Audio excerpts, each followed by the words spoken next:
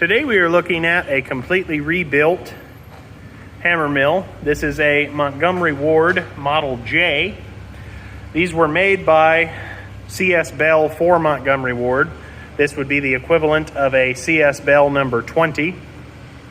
This unit has been brought into the shop completely rebuilt with all new bearings. The hammers have been inspected, the rotor has been balanced, everything is in perfect condition. This unit has this awesome brass tag that is a rarity. The unit has a very nice 3 horsepower, 3-phase electric motor. This unit has been upgraded with a WEG VFD variable frequency drive. This allows you to infinitely tailor the speed within certain parameters for hulling applications or just simple hammer mill applications, reducing particle size.